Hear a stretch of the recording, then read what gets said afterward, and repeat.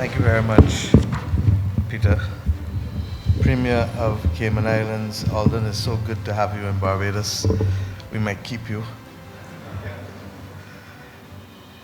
Ladies and gentlemen, distinguished all, my good friend from the Inter-American Development Bank, Therese Turner-Jones, who has joined us today, and all of our visitors.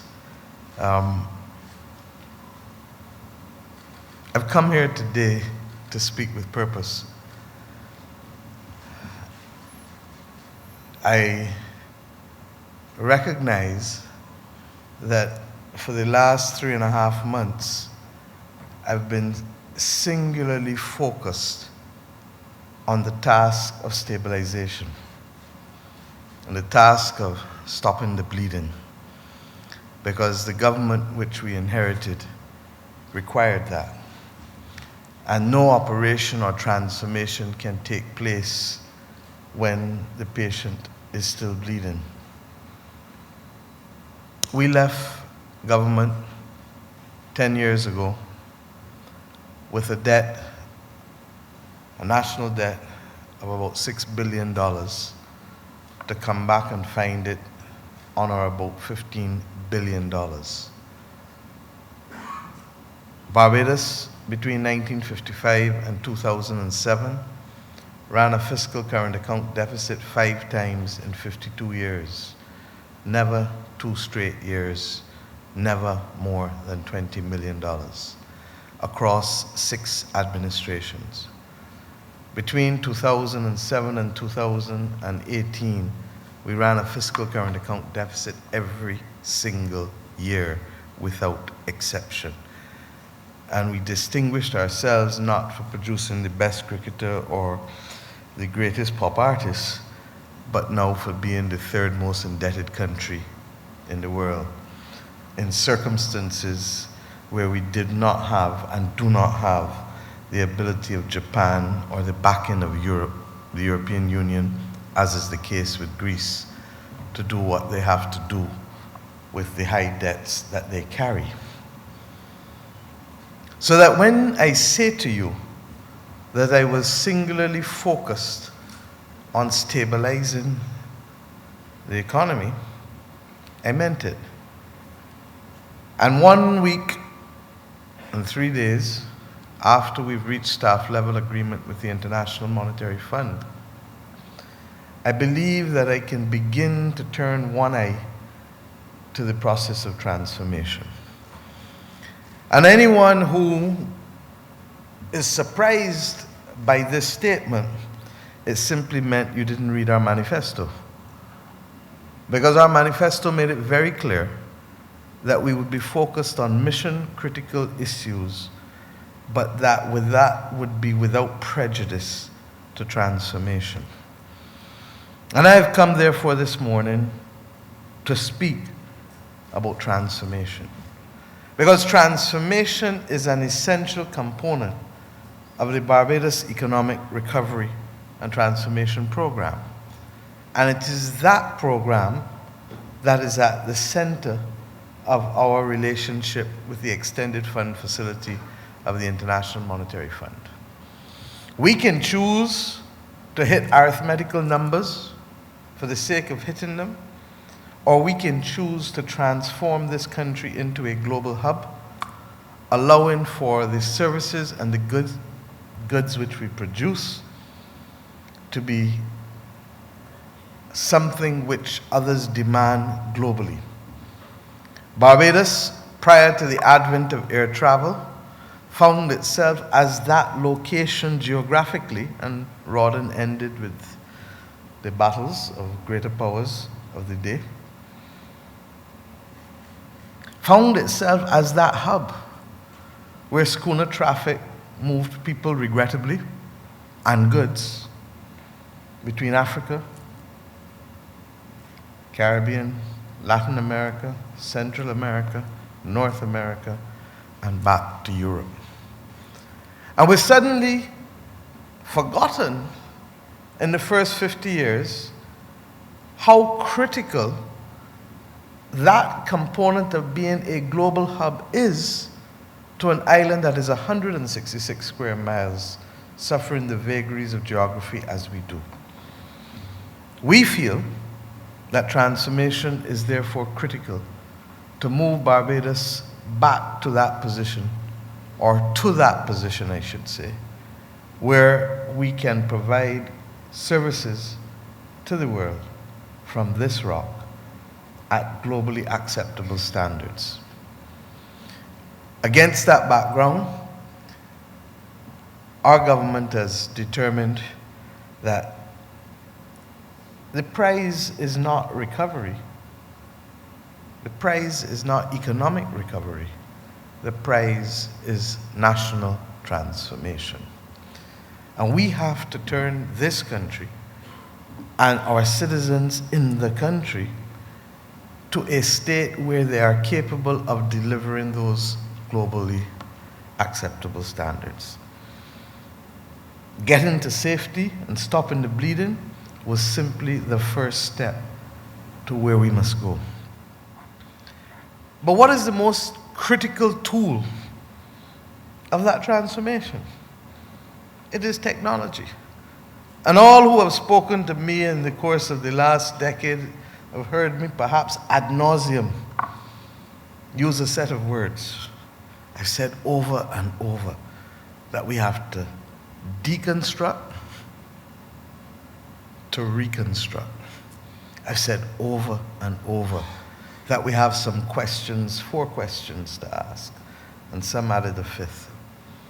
Now, what is the public interest we're trying to serve? What is the public mischief that we are trying to avert? Does technology afford us a more efficient and effective way of doing what we're doing than hitherto?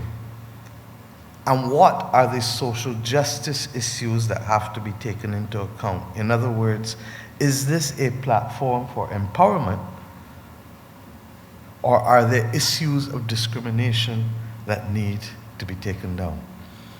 And the 5th one, if you want it to be complete, who should we be speaking to make it happen? So that statement ad nauseum is really the essence of what transformation is for us. And to make it simpler, as we engaged with the social partnership in recent times, we came up with the simple phrase, retool and empower, retrain and enfranchise. And others who were smarter than me, chose to call it the RIRI program. And given that I have no difficulty in associating with global excellence, I have not objected. And boy, did she explode every concept last week again, politically, and for those who are women, you will appreciate what I mean.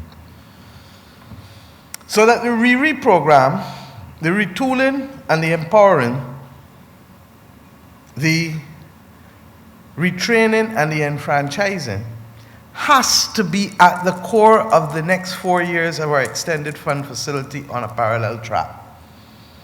But it shouldn't be a surprise to anyone, because in the choice and structure of my cabinet, I chose to establish a Minister of Science, Technology and Innovation, or as they like to call it, Minister of Innovation, Science and Technology. Because I was conscious that we cannot walk this walk without effectively reconstructing our government to make it fit for purpose and to allow it to become the platform from which we could develop a global hub for the provision of services and limited goods. And this is in a world that finds every excuse for anti-competitive behavior, Rodden.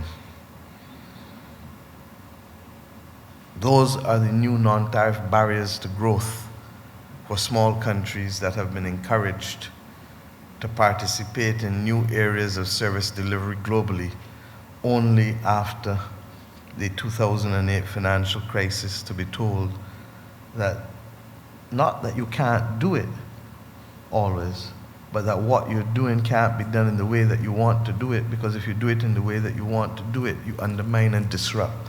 But what else is technology if not disruptive?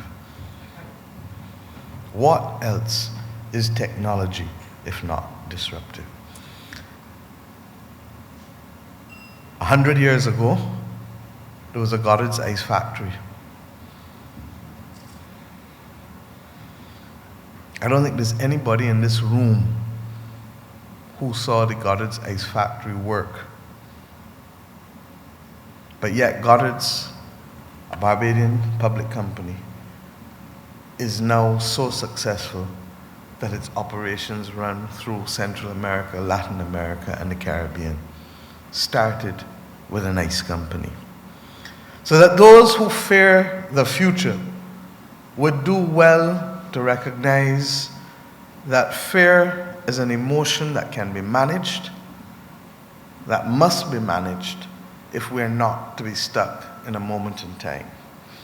Those who lead countries don't have the luxury of fear. We have the responsibility of adjustment and leadership. And I've come here, therefore, today with purpose to say to you that this country is marching forward. And this country is marching forward by accepting the responsibilities of moving beyond the last lost decade and seeking to leapfrog us into the future that must be ours. We have chosen to recognize that from car washers to lawyers, from restaurateurs and police to regulators, from doctors and nurses to bankers, every skill in this country has to be redefined. Every job has to be redefined. And the most comprehensive training program undertaken not against the background of isolated training, but against the background of what can we do harnessing the efficiency of technology as the tool that it is. And I didn't start here, and it is ironic that the IDB is the sponsor today. In my first incarnation as a minister in this country, we launched the EduTech program, which people thought was only about technology. But I said over and over then, and I remember it ad nauseum, that technology is only a tool. It still is only a tool. It is as good as the ethics that we bring to use that tool, the mission and the purpose that we have for that tool. And our mission and purpose as I speak to you today is to, yes, one, make us a global hub, but two, to retain the fundamental character of our country, which is and has always been about fairness and equity and social justice. Because with our history, we wouldn't know what else to be. And your duty as members of the private sector, yes, is to maximize profits. But my duty, and our duty as a government, is to maximize fairness and transparency, accountability. And between the two, we create a society that brings and adds value and development to each of our citizens, to each of our companies, and hopefully to our region and our world. This is a difficult world in which we live, because we're trying to do this while fighting for the very survival of the environment in which we live. And that's what the battle for climate change is about, and it's going to permeate through everything that we do. But what we have to do is to so retrain our people, and to so retool, and to so restructure our economy and our laws to facilitate that entrance into the global space. Because in that space, technology removes the disadvantage of size, removes the debilitating nature of geography. And what is our role as a government to help make it happen? We have committed to mobilize our training levy, and as of January, we hope that portion that is now going to the Unemployment Benefit Fund will be split in half. That comes from a healthy severance payments fund, and we hope that our social partners will work with us in this way, such that we can commit $30 million a year for each of the next 4 years for the most comprehensive retraining of Barbadian workers and professionals that this country has ever seen. Because on the other side of it,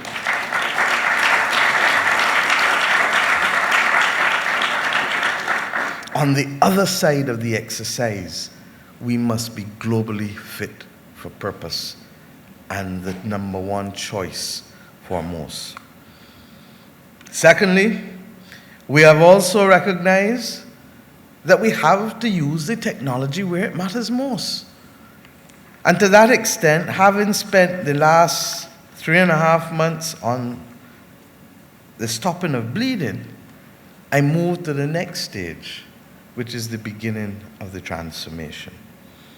The training will be done parallel, but the deconstruction and reconstruction starts now.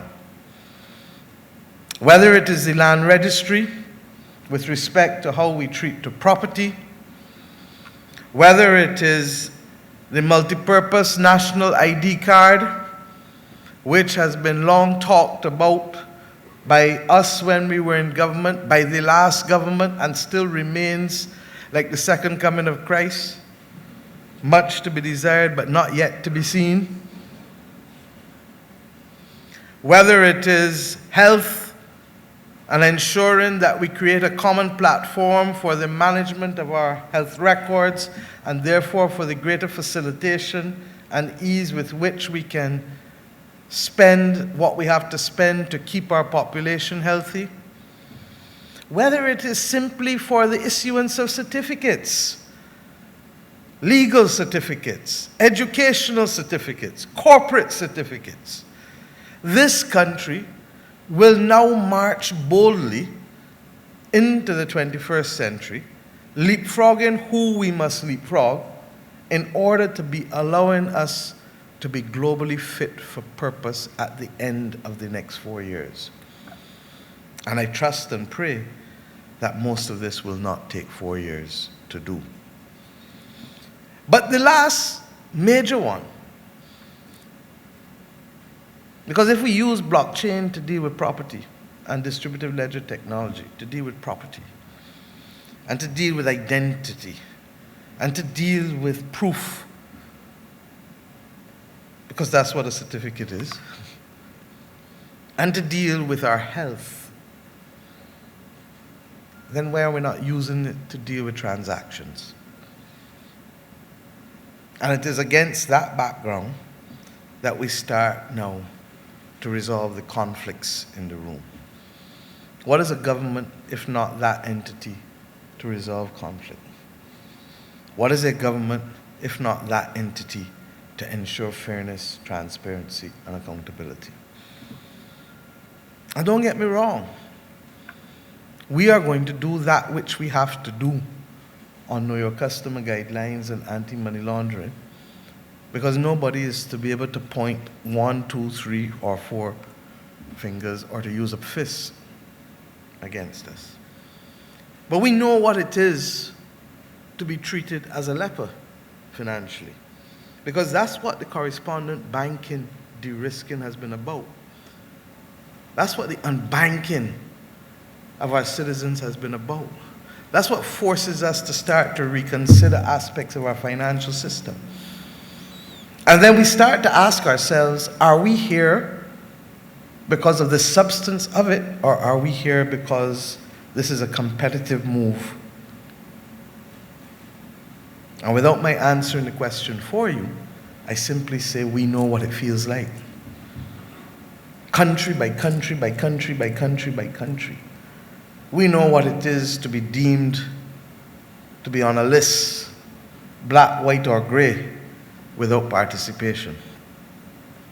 And if we know what it is to be done and to be treated so, then we above all should not treat anyone else so, or should not allow anyone else to be treated so within our jurisdiction.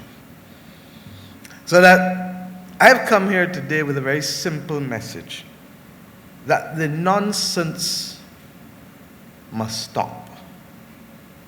That the conflict that has permeated our environment with respect to who will speak to who and who will not speak to who and who will not do what with who. The only body that suffers when elephants are fighting is who? The only thing that suffers is the grass.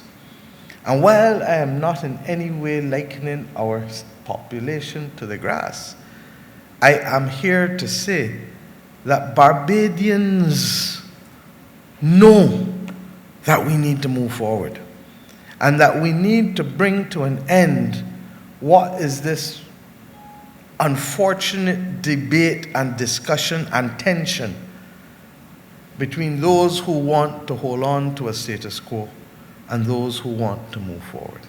Are there legitimate concerns that regulators and others may have? Yes. Are there concerns that the banks may have? I presume so. They have not shared it yet with me, but I presume so. But what we cannot do is to have a standoff. And now that I have had the luxury of moving from stabilization to transformation, and soon hopefully post-debt restructuring, we will sit down and resolve these issues. Barbados will distinguish itself by making sure that our regulation is fit for purpose, that it is not a one-size-fits-all prescription that is imported because others have determined that this is what you must do, such that it becomes unwieldy and becomes a non-tariff barrier to growth. And we will do so by identifying the genuine precepts that hinder competitiveness or that will lead to contagion, affecting the wrong people who cannot protect themselves. I started this speech by making the point that our duty is to protect and to facilitate fairness and transparency. And that's where our regulation must start. There are those who are more than capable of dabbling and protecting themselves, and there are those who must be protected.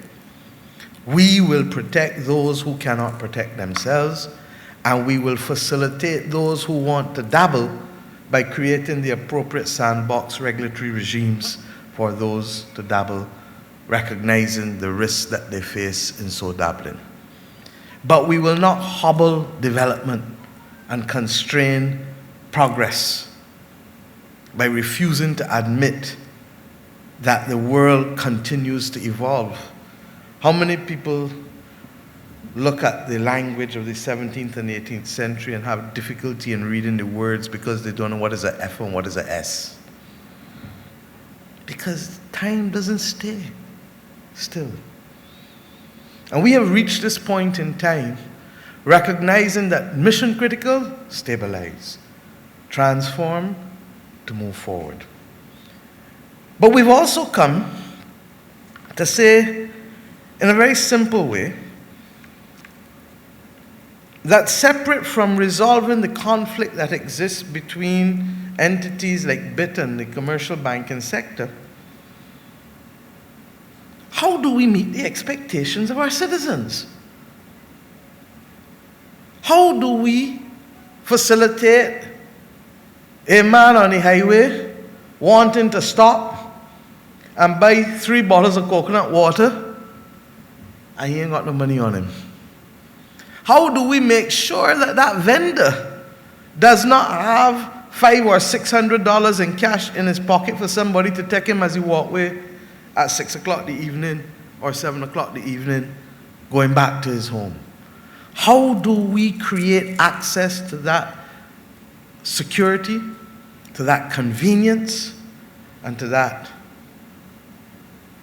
affordability if you look at the bank charges. There are those who suggest that when you look at the interest rates, I can't say so, but there are those who suggest to me daily that when you look at the interest that is being afforded consumers for savings deposits and you look at the bank charges, that there's a disparity between the two such that banks have now become the most secure place to pay people to hold your cash.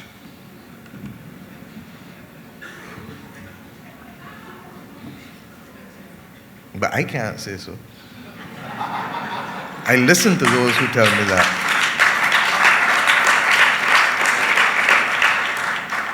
But what I do know is that our population has expectations of us, and that we have expectations of ourselves and where we must be in 4 years' time if we are to be globally, fiscally fit for business. To that extent, we make a determination today as to whether we want to stay stuck in time or whether we want to move forward.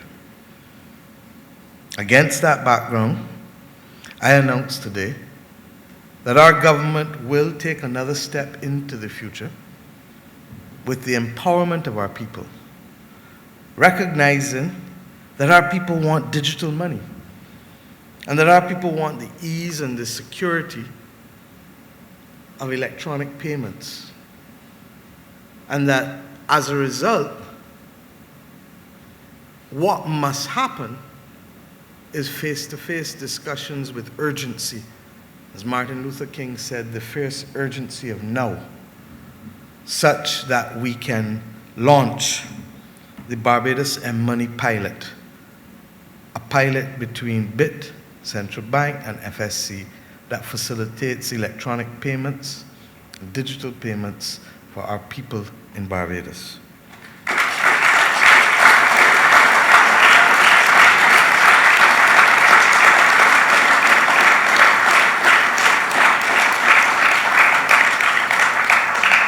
I must know that anything that is called M-Money I would like, it has the right initials. And therefore, I commit to you and the wider audience who hear our voices today that I will take leadership of this project myself.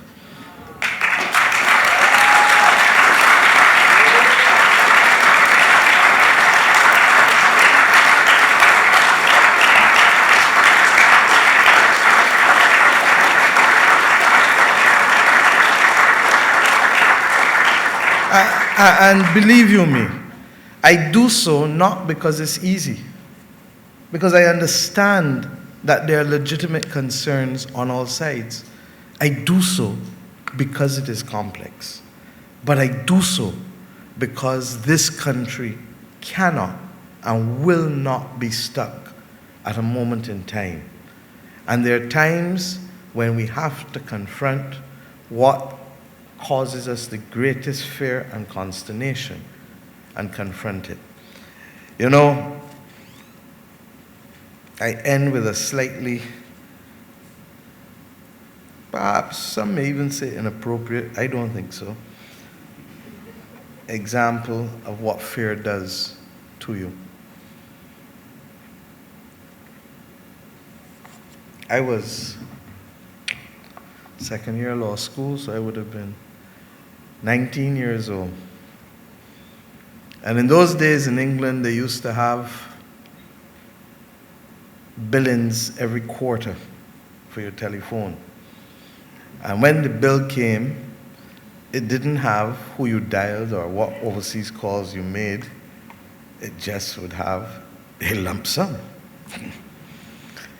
And I had a father who didn't believe in inflation for sure, and who kept you at the same allowance from year 1 to year 5. But I was glad for that because I learned the virtue of work.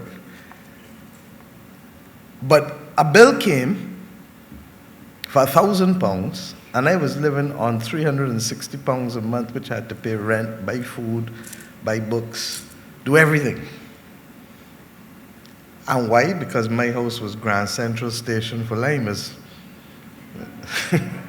So I didn't know how the bill get there. But I knew I didn't have £1,000 and I knew I wasn't going to do anything illegal or immoral. So where did that leave me? For 2-3 weeks coming up to exams, I couldn't read a book, couldn't study, couldn't do a single thing. Until a week before exams, I said, "This is madness. I got to at least do a week's work." And I called my father and said, he was going on. I said, "I need to talk to you tomorrow." He said, "All right, call me tomorrow evening." And I called him back. So I said, "Daddy, I have a problem I need to talk to you about, and I'm going on a long, long run up, like if I'm West Hall." And then he said, "What's it? I said, "Well, this bill coming and it's £1,000. He said, "That's all? I thought you were going to tell me you're pregnant."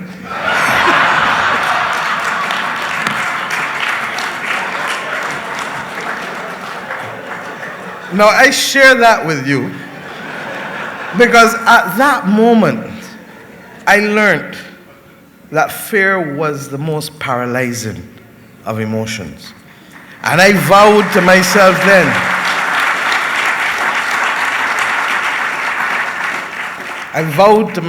then, in that flat in Golders Green, that fear would never hold me ever again in life.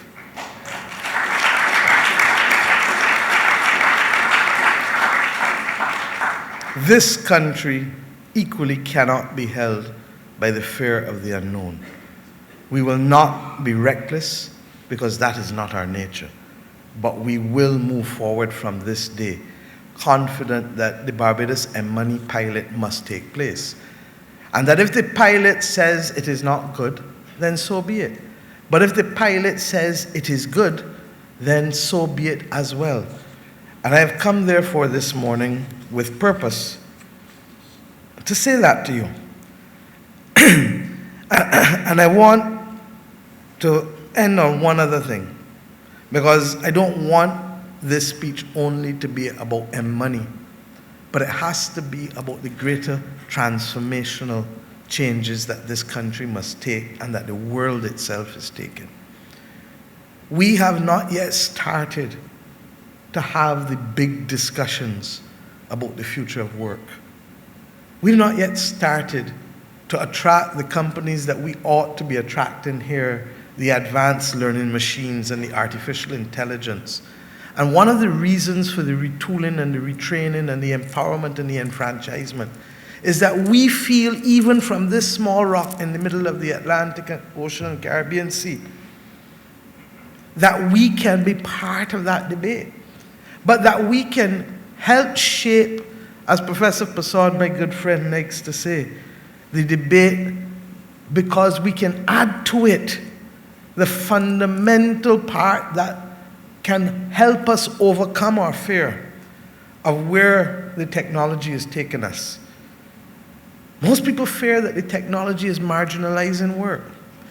But we need to start, as he represents to me all the time, to recognize that it is ownership that matters. And that whether robots will be used within another 2-3 years. We will speak more to machines, we are being told, than we will speak to each other in less than 5 years. And what matters, therefore, is the equity and fairness and justice that we treat to this technological evolution. Because if we don't bring those ethical considerations to the debate, technology that is a tool can equally be a tool for destruction, or it can be a platform for empowerment. We choose empowerment, and we choose to be at the center of that debate. And we choose, with the chairman of Invest Barbados here, to recognize that all who want to do their work and their business and their research and technology should be able to come to Bridgetown as the tech city of the Americas, and to do it from here. Because we recognize that it is through inviting others to work with us that we create this symbiotic relationship, as Gabriel and Oliver have done, inviting those who are not from here, but who have chosen this domicile, this country, to launch a global revolution. We feel that this is not a one-off example. And I say so conscious that for those of us who are pioneers and who do something for the first time, the greatness of the history, the greatness of the moment comes not in being the first, but in paving the way for others to follow. Today, I hope I signal to you the intention and the commitment of this government to create others, to allow the environment for others to follow where Gabriel and Oliver have gone with the technology. And that we say to the world, Barbados is open not just for business, but for transformation. Thank you.